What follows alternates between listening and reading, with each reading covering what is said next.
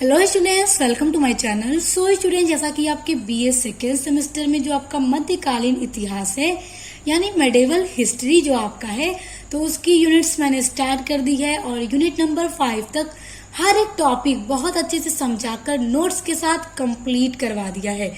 तो जो स्टूडेंट्स मेरे साथ पढ़ चुके हैं तो उनके लिए बहुत अच्छा है, और जिन्होंने नहीं पढ़ा है तो उसकी एक प्लेलिस्ट मैंने बना दी है जिसमें ऑल वीडियोस ऐड हैं, आप जाकर देख लीजिए, क्योंकि एग्जाम के लिए आपकी हर एक यूनिट बहुत इंपॉर्टेंट है।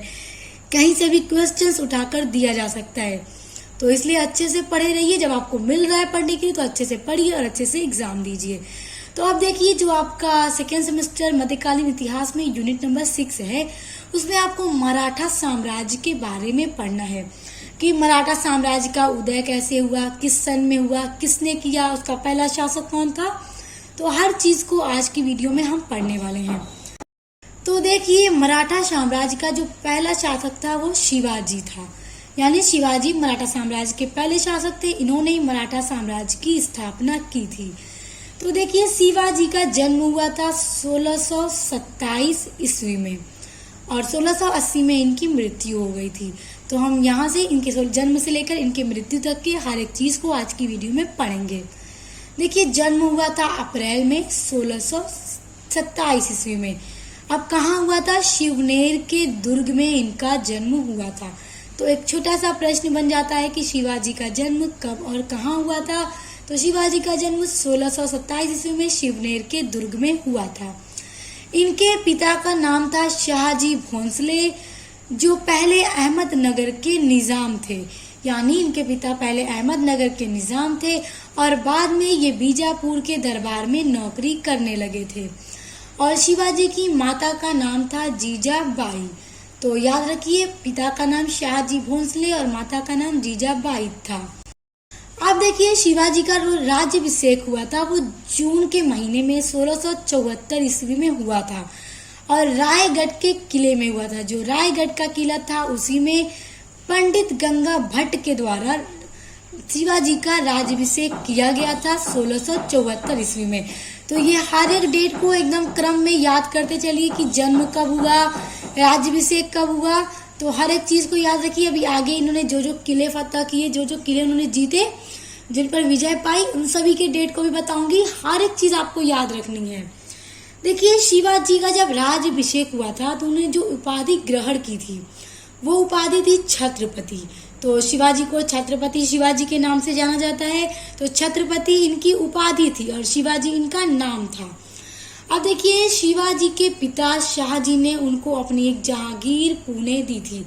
जैसा कि शिवाजी के जो पिता थे वो बीजापुर के दरबार में नौकरी करते थे, तो उनकी एक जागीर पुणे में थी। तो उन्होंने, यानी शिवाजी के पिता शाहजी ने शिवाजी को एक जागीर दी थी। जागीर में क्या दिया था? पुणे जो है महाराष्ट्र में, वो दिया था। तो देखिए, शिवाजी जो थे वो बहुत ज्यादा साहसी थे। उन्होंने सोचा कि वो क्यों दूसरे राजाओं की सेवा करेंगे, वो क्यों ना अपना साम्राज्य बनाएंगे। उन्हें वो ये चाहते थे कि मैं अपना अलग से एक साम्राज्य बनाऊंगा। तो देखिए, 18 साल की उम्र से ही ये सेना इकट्ठी करना शुरू कर दिए थे और जब इनकी सेना एकदम शक्ति वाली हो गई, संगठित हो गई, तो इन्होंने आसपास के इलाकों पर युद्ध आक्रमण करके उन्हें जीत लिया था। तो देखिए, शिवाजी कितने साहसी थे कि अपना अलग साम्राज्य बनाने के लिए उन्होंने 18 साल की उम्र से ही सेना इकट्ठी करनी शुरू कर दी थी। अब हम देखेंगे शिवाजी के कुछ सैन्य अभियान। तो देखिए, शिवाजी का जो पहला अभियान था वो बीजापुर के विरुद्ध था। तो बीजापुर के विरुद्ध उन्होंने अपना पहला सैन्य अभियान चलाया था और इसी दौरान 1643 ईस्वी में सिंहगढ़ का किला जीता। अब याद रखिए, ये सारी डेट एक क्रम में आपको याद रखनी है कि जब बीजापुर के विरुद्ध उन्होंने अपना पहला अभियान चलाया था, जब इन्होंने इस पर आक्रमण किया था, उसी दौरान 1643 ईस्वी में शिवाजी ने सिंहगढ़ के किले को जीता था। तो याद रखिएगा, पूछ देता है कि शिवाजी ने सिंहगढ़ के किले को किस सन में जीता, तो 1643 ईस्वी में। अब देखिए, 1646 से 47 ईस्वी में उन्होंने तोरण पर विजय प्राप्त की, यानी कि इन्होंने फिर तोरण को विजय किया। उसके बाद देखिए, पुरंदर का जो किला था उसको भी शिवाजी ने जीत लिया। देखिए इन्होंने अपने जीवन में बहुत सारे किलों को जीत लिया था। तो 1654 ईस्वी में उन्होंने पुरंदर का किला जीता था। कौन सा किला किस सन में जीता, ये ऑब्जेक्टिव टाइप क्वेश्चंस में या वेरी शॉर्ट क्वेश्चंस में दिया जाता है, तो इसलिए इन सभी को याद कर लीजिए और अपने नोटबुक में इनको नोट कर लीजिए या फिर स्क्रीनशॉट ले लीजिए।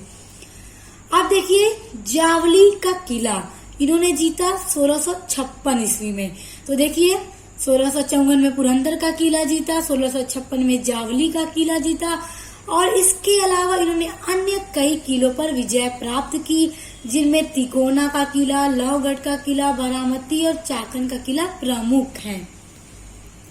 उसके बाद देखिए शिवाजी ने रायगढ़ को अपनी राजधानी बनाई। तो एक प्रश्न आ जाता है कि शिवाजी ने रायगढ़ को अपनी राजधानी कब बनाई, तो 1656 ईस्वी में बनाई।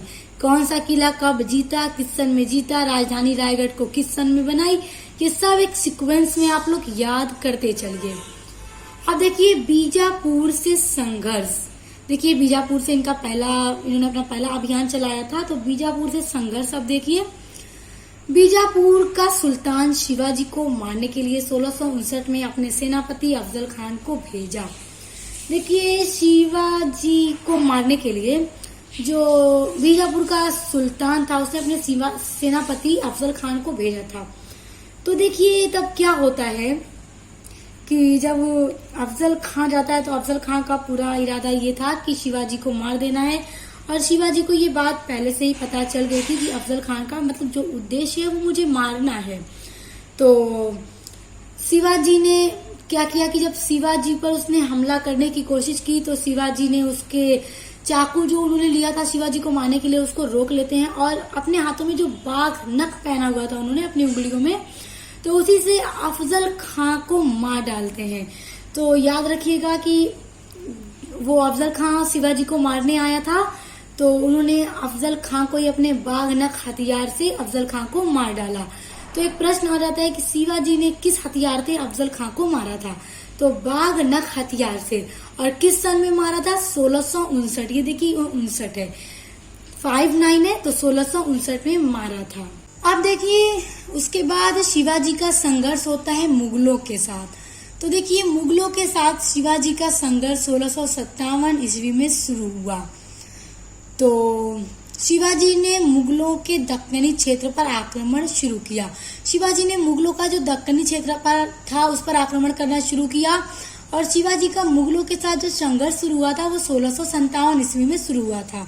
तो देखिए ये सारी डेट याद रखिए। पूछा जाता है कि शिवाजी का मुगलों से संघर्ष कब शुरू हुआ, तो 1657 ईस्वी में शुरू हुआ। अब देखिए इस दौरान शिवाजी के अधिकारियों का अहमदनगर के निकट मुगल क्षेत्र पर आक्रमण। इसी दौरान जो शिवाजी के अधिकारी थे उन्होंने अहमदनगर पर आक्रमण कर दिया जो कि मुगलों का क्षेत्र था। तो उसके बाद देखिए औरंगजेब ने क्या किया, औरंगजेब ने शाइस्ता खां को भेजा। शाइस्ता खां को औरंगजेब ने शिवाजी से लड़ने के लिए भेजा, संघर्ष करने के लिए। तो शाइस्ता खां जाता है कि तो शिवाजी उन्हें भी हरा देते हैं, तो वो अपनी जान बचाकर वहां से भागते हैं। तो याद रखिएगा कि शिवाजी का और शाइस्ता खां का संघर्ष कब हुआ था, तो 1663 ईस्वी में, क्योंकि औरंगजेब ने शाइस्ता खां को 1663 ईस्वी में भेजा था शिवाजी से युद्ध करने के लिए। तो इसमें भी शिवाजी मतलब जीत गए और शाइस्ता खां हार जाता है और अपनी जान बचाकर भागता है। उसके बाद देखिए 1664 ईस्वी में सूरत पर आक्रमण। शिवाजी ने सूरत पर आक्रमण किया 1664 ईस्वी में और उस टाइम जब उन्होंने सूरत पर आक्रमण किया था तो सूरत को लूटना था और सूरत क्या था, मुगलों का क्षेत्र था। तो सूरत को उन्होंने खूब लूटा था, मतलब खुलेआम एकदम शिवाजी ने मुगलों के इस क्षेत्र को लूट लिया था। तो एक प्रश्न बन जाता है कि शिवाजी ने मतलब सूरत पर प्रथम आक्रमण कब किया था, तो 1664 ईस्वी में किया था। देखिए एकदम लाइन से ये सारी डेट हैं, आप इनको याद करते चलिए, नोट डाउन करते चलिए या फिर स्क्रीनशॉट ले लीजिए। अब देखिए पुरंदर की संधि। अब देखिए जब सूरत पर आक्रमण किया शिवाजी ने और लूटपाट किया, इतना लूटा, तो औरंगजेब इस बात से बहुत क्रोधित हुआ। तो औरंगजेब ने क्या किया कि जय सिंह को भेजा। जय सिंह को औरंगजेब भेजता है शिवाजी से संघर्ष करने के लिए। तो जय सिंह जाता है, यानी जय सिंह जाते हैं शिवाजी के पास। तो तभी जय सिंह मतलब शिवाजी से दोनों के बीच आपसी बात होती है और शिवाजी संधि करने को तैयार हो जाते हैं। तो यहाँ पर एक संधि होती है। जब औरंगजेब ने जय सिंह को भेजा था तब जय सिंह ने शिवाजी को संधि करने के लिए बेबस कर दिया और शिवाजी ने संधि करने के लिए तैयार हो गए। तो एक प्रश्न बन जाता है कि जय सिंह और शिवाजी के बीच संधि कब हुई? तो 11 जून 1665 ईस्वी में हुई थी और इस संधि को पुरंदर की संधि कहा जाता है। तो प्रश्न आ जाता है पुरंदर की संधि किसके मध्य हुई? तो जय सिंह और शिवाजी के मध्य हुई थी। तो देखिए जय सिंह को तो मुगलों ने ही भेजा था, यानी औरंगजेब ने ही भेजा था। तो शिवाजी संधि कर लेते हैं और यह संधि 11 जून 1665 ईस्वी को हुई थी। और इस संधि के तहत अपने जीते हुए किलों में से शिवाजी को 23 किले मुगलों को देना पड़ा था। तो शिवाजी ने अपने जीते हुए 23 किले मुगलों को दे दिए और इसी के साथ साथ शिवाजी को 4 लाख स्वर्ण हूड़ भी देना पड़ा था मुगलों को।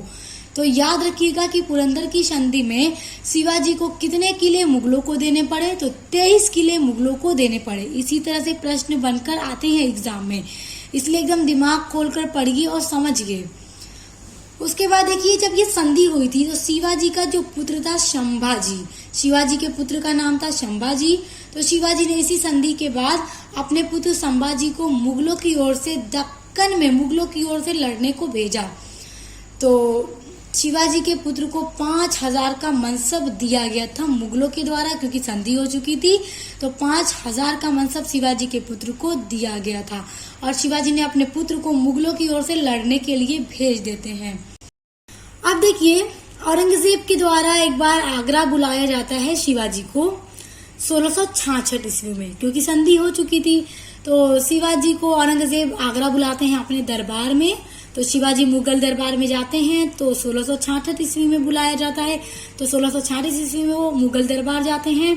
तो देखिए जब वो मुगल दरबार में जाते हैं तो उन्हें शिवाजी के साथ मतलब वहाँ अच्छा सलूक नहीं हुआ था, यानी कि उन्हें मनसब लोग होते थे जिन्हें मनसब दिया जाता था, तो उनके पीछे शिवाजी को खड़ा किया गया था। तो इससे शिवाजी की भावनाओं को बहुत कष्ट पहुंचा था। तो शिवाजी दरबार से निकलकर बाहर चले गए।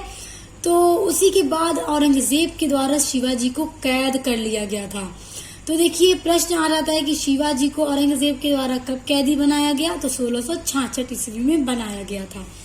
तो जब औरंगजेब को शिवाजी ने औरंगजेब ने जब शिवाजी को कैद कर लिया, बंदी बना लिया, तो शिवाजी कुछ योजनाएं बनाकर कैद से भाग निकलते हैं, यानी बच निकलते हैं। उसके बाद देखिए कैद से जब शिवाजी भाग निकलते हैं तो भाग निकलने के बाद सूरत पर वो दूसरा आक्रमण करते हैं। देखिए सूरत पर शिवाजी ने जब पहला आक्रमण किया था तो कब किया था? 1664 ईस्वी में किया था। ये सारे सन याद रखिएगा, बहुत इंपॉर्टेंट है। और जब कैद से बाहर निकलते हैं तो सूरत पर दूसरा आक्रमण करते हैं और जब वो दूसरा आक्रमण करते हैं तब भी उन्होंने बहुत सारी संपत्तियां इकट्ठी कर ली, यानी दूसरा आक्रमण सूरत पे करके वो फिर दोबारा से सूरत को लूटते हैं। और कब? 1617 ईस्वी में, मतलब शिवाजी के द्वारा सूरत पर दूसरा आक्रमण किया गया था, तब भी उन्होंने वहां से बहुत सारी संपत्तियां लूटी और इकट्ठी कर ली। उसके बाद देखिए 1670 ईस्वी में शिवाजी के द्वारा कोंडाना का किला भी जीता गया था। तो याद रखिए 1670 ईस्वी में कोंडाना का किला जीता गया था शिवाजी के द्वारा। उसके बाद 1672 में शिवाजी ने बीजापुर के पनहाला दुर्ग को भी जीता। तो देखिए किस सन में क्या हुआ, कब संधि हुई, कब सूरत पर प्रथम लूट हुई, सूरत पर दूसरा आक्रमण कब हुआ, किस सन में कौन सा किला जीता, ये सारी चीजें एकदम याद कर लीजिए, रट लीजिए, दिमाग में बैठा लीजिए। अब देखिए 3 अप्रैल 1680 में शिवाजी की मृत्यु रायगढ़ के किले में हुई थी। तो याद रखिए 3 अप्रैल 1680 में रायगढ़ के किले में शिवाजी की मृत्यु हो गई थी। देखिए अब हम पढ़ेंगे शिवाजी का शासन प्रबंध। देखिए शिवाजी ने कब किस किले को जीता, हर चीजें हमने पढ़ ली। अब इनके जो शासन के प्रबंध थे वो कैसे थे, अब उसको पढ़ेंगे, बहुत इम्पोर्टेंट है। देखिए मराठों को संगठित करके पृथक मराठा साम्राज्य की स्थापना की। देखिए शिवाजी इतने साहसी थे कि उन्होंने मराठों को संगठित किया और अपना एक अलग से एक पृथक राज्य बनाया। मराठा साम्राज्य की स्थापना की। तो मराठा साम्राज्य का पहला शासक कौन था पूछा जाता है, तो याद रखिए शिवाजी, छत्रपति शिवाजी। देखिए अपने राज्य की व्यवस्था के लिए शिवाजी ने 8 मंत्री नियुक्त किए थे, जिन्हें अष्ट प्रधान कहा जाता था। देखिए जो 8 मंत्री नियुक्त किए थे, उन्हीं 8 मंत्रियों को अष्ट प्रधान कहा जाता था। अब उस अष्ट प्रधान में कौन कौन से मंत्री थे, उनका क्या क्या काम था, आइए उनको पढ़ते हैं। देखिए इस अष्ट प्रधान में जो सबसे ऊंचा पद होता था वो पेशवा का होता था, जो कि प्रधानमंत्री कहा जाता था, जो प्रधानमंत्री होता था। तो शिवाजी के शासन टाइम में यानी कि इनके साम्राज्य में जो सबसे ऊंचा पद होता था वो प्रधानमंत्री यानी पेशवा का होता था, जिसका कार्य था समस्त राज्य के शासन प्रबंध का संचालन करना। यानी कि पूरे राज्य का जो प्रबंध होता था उसका संचालन पेशवा के द्वारा किया जाता था। उसके बाद अमात्य, जिसे अर्ध मंत्री कहा जाता था। देखिए धन संबंधी कार्यों के कागजों पर हस्ताक्षर। देखिए जो अमात्य था यानी अर्ध मंत्री, जितना धन संबंधी कार्य होता था तो उनके कागजों पर जो सिग्नेचर की जाती थी वो अमात्य की जाती थी। तो अमात्य का यही कार्य था कि धन संबंधी कार्यों पर उनके कागजों पर सिग्नेचर करना। तीसरा पद था मंत्री का। तो देखिए राज दरबार में होने वाले मुस्लिमों का लेखा जोखा देना, यानी कि शिवाजी के दरबार में जो राज दरबार में होने वाले मुस्लिमों का जो लेखा जोखा था वो देने का काम मंत्री का था। तो ये सारी चीजें याद रखिएगा। चौथा पद था सचिव का। सचिव अब कौन होता था, देखिए राजा के पत्र व्यवहार के कार्यों को देखना। देखिए पहले टाइम में पत्र ही लिखा जाता था, भेजा जाता था। तो कहीं से अगर पत्र आता था या पत्र लिखकर भेजना होता था तो ये सारा काम शिवाजी के दरबार में सचिव का होता था। जो सचिव था वो पत्र व्यवहार के कार्यों को देखता था और पत्रों का पुनः परीक्षण, यानी कि पत्रों को लिखने के बाद जो पढ़ा जाता है ना कि सारी चीजें सही हैं, अब इनको भेज दिया जाए जिनके लिए लिखा गया है, तो ये सब काम भी सचिव करता था। और उसी के साथ साथ जो पत्र की भाषा की शुद्धि होती थी, यानी कि भाषा एकदम शुद्ध होनी चाहिए, वो सभी काम सचिव के द्वारा किया जाता था। 5वें नंबर पे जो पद था वो सुमंत का था, यानी विदेश मंत्री। यानी राज्य से संबंधित जितने कार्य होते थे वो सुमंत देखता था, या विदेशी गुप्त जनों पर दृष्टि रखना, यानी या फिर विदेश से जितने भी गुप्त जन होते थे उन पर नजर रखना सुमंत का कार्य होता था। उसके बाद सेनापति, यानी सेना का जो मुखिया होता था वो सेनापति कहलाता था। तो ये सभी नियुक्त कर रखा था शिवाजी ने अपने शासन में, जिनके अलग अलग काम बांट दिए थे। तो देखिए इनका क्या काम था, सेना का संचालन करना, यानी कि अच्छी सेना को संगठित करना, और उसी के साथ साथ युद्धों का संचालन करना भी सेनापति का कार्य होता था। उसके बाद 7वां पद था पंडित राव का। देखिए जितनी भी धार्मिक विभाग, देखिए जो धार्मिक विभाग था उसका अध्यक्ष पंडित राव होता था, उसे पंडित राव कहा जाता था। देखिए धार्मिक कृत्यों को देखना भी पंडित राव का कार्य होता था, और उसी के साथ साथ प्रजा में नैतिकता स्तर को ऊंचा उठाना भी पंडित राव का कार्य होता था। उसके बाद न्यायाधीश, तो ये न्याय विभाग का उच्च अधिकारी होता था, जिसका काम होता था सही निर्णय लेना और राज्यों में मतलब जो न्याय परिषद की संचालन करना, ये सारा काम न्यायाधीश का होता था। तो ये 8 मंत्री उसने नियुक्त किए थे जो कि अष्ट प्रधान कहलाते हैं। तो इनको आई होप समझ गए होंगे आप, इनको अच्छे से लर्न कर लीजिए, एग्जाम में पूछा जाता है कि शिवाजी की शासन व्यवस्था कैसी थी, तो आपको ये सब लिखना होगा। उसके बाद देखिए मराठा राज्य की आय का जो प्रमुख स्रोत था वो भूमि पर लगने वाला जो कर था वही था। तो भूमि पर लगने वाले करों को जो वसूला जाता था तो वही मराठा राज्य की आय का प्रमुख स्रोत था। तो देखिए एक तरह का चौथ जो वसूला जाता था, तो देखिए ये आय का चौथा हिस्सा होता था, जो कि कहाँ से, देखिए पड़ोस का जो राज्य था मुगल का क्षेत्र, उनसे चौथ यानी आय का चौथा हिस्सा वसूला जाता था। उसके बाद सरदेश मुखी आय का 10वां हिस्सा जो कि प्रत्येक क्षेत्र से वसूला जाता था। तो याद रखिएगा कि शिवाजी के टाइम में कौन से 2 कर वसूले जाते थे, एक चौथ और दूसरा सरदेश मुखी।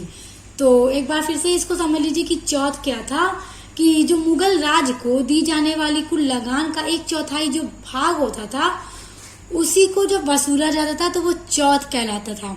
और सरदेशमुखी जो संपूर्ण आय का यानी पूरी आय का 10वां भाग होता था, जिसको मराठा जो लोग थे, मराठा साम्राज्य के लोग सारे क्षेत्र से वसूलते थे। तो ये 2 कर थे जो वसूले जाते थे मराठा साम्राज्य में शिवाजी के टाइम में, तो इनको याद रख लीजिए। और देखिए एक बात और जो कि बहुत इम्पोर्टेंट है, छापामार युद्ध प्रणाली। देखिए मराठों ने ज्यादातर छापामार युद्ध प्रणाली का यूज किया था।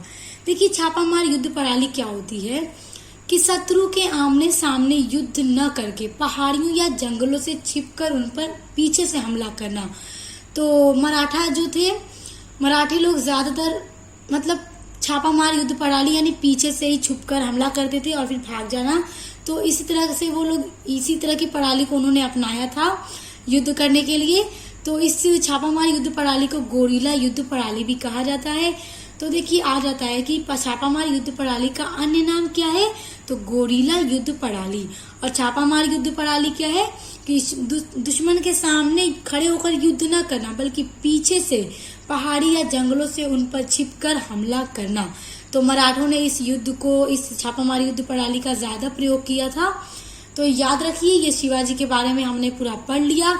आई होप आप इनके बारे में हर एक चीज को अच्छे से समझ गए होंगे। जितनी भी डेट बताई एक सीक्वेंस में आप उनको अच्छे से याद कर लीजिएगा। और शिवाजी के जो मंत्री नियुक्त किए थे अष्ट प्रधान जी ने कहा जाता था, उन्हें भी आप लर्न कर लीजिए। सारी चीजें इंपॉर्टेंट हैं। तो आगे की यूनिट्स भी मैं जल्द अपलोड करूंगी, आपका ये पूरा यूनिट्स जल्दी कंप्लीट करवा दूंगी। उसके अलावा इसके MCQ भी मैं अपलोड कर रही हूँ।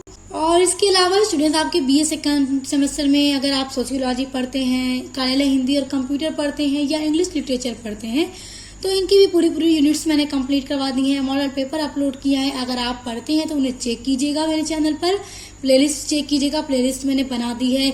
और अगर आपके कोई दोस्त पढ़ते हो, फ्रेंड्स पढ़ते हैं, तो आप उनके साथ भी ये वीडियो शेयर कीजिए ताकि सभी लोग अच्छे से पढ़ें, अच्छा से तैयारी करें, अच्छे से एग्जाम दें। तो आप मिलते हैं नेक्स्ट वीडियो के साथ।